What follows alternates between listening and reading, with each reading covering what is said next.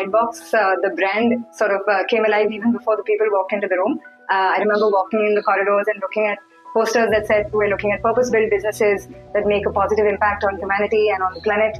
And we talked about how they would be great partners even before they had walked in.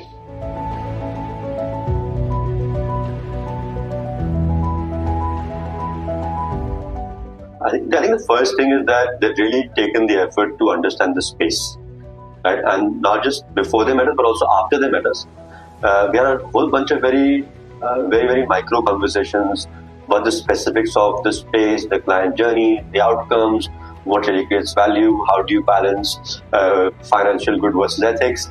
All of those things were separate conversations.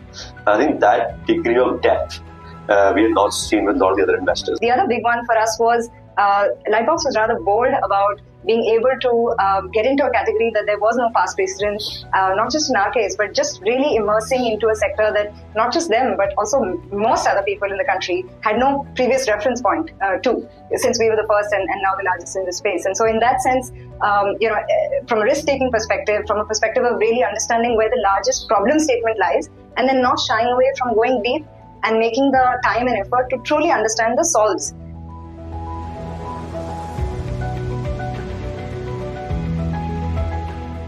When Sandeep and I first spoke about how we're going to work together, and this is after we made the decision to work together and the investment decision was made, I was a bit hesitant. I was like, this sounds too intense. And there was a weekly call with him, and then we were doing a fortnightly catch up on the business. And you know what? After a while, I'm like, why are we missing this call? So it's now actually, so the value addition and the way, at least that relationship has been a sounding board for many things, and actually specific, not generics. Because what happens is that otherwise, if you're just talking once a month in a board meeting or once in a board meeting, it can be a very superficial and generic conversation. This is really about, okay, how do we look at hiring our finance leadership, right? Or what should the marketing team look like? And so that, and going into, or how do we look at this particular person in the team, and is that something somebody who could grow into a larger role because of based on what you've seen in other teams? Very specific conversation, right? And now what they've added is a nuanced layer during the last year or so where they've brought in external experts, right? Whether it's on operations, whether it's on marketing, so we've really been able to talk to people that they've brought in and discuss specific business problems with them, which has been very, very valuable for us. So, and the third thing is, because they understand the business so operationally well with us now, they've actually helped us build the business model. So they really helped us build the narrative and the story for the next fundraise. So as we've gone out to the market again and raised money, we raised our next round about 8 months ago, and Lightbox was pretty much a partner on that journey. And they were the ones who made the introduction to the fundraise capital from. They were the ones who helped build the narrative, helped us build and refine the business model, and really sort of were a thought partner on different points of the conversation, both pre-term sheet but also post-term sheet during document negotiations. I think they were a good sounding board at not just the investing team level, but also at the operating team level with the finance team and the legal team basically.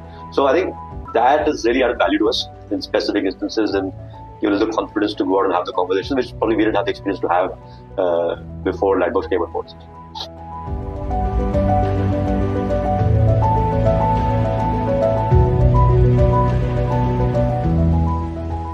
Being sort of startup founders is always a lonely, intimidating journey from time to time, and so just having not just a thought partner, but someone who's willing to own the responsibility as a co-creator, solving problems together. I think that just shifted the positioning from being an investor who is asking questions or putting demands to someone who is problem solving and owning the path to solving those problems as well. So that was a very supportive relationship, and in general, massively respectful. I mean, it's always felt like it's a conversation, and it's a two-way conversation of mutual respect, understanding, lots of listening.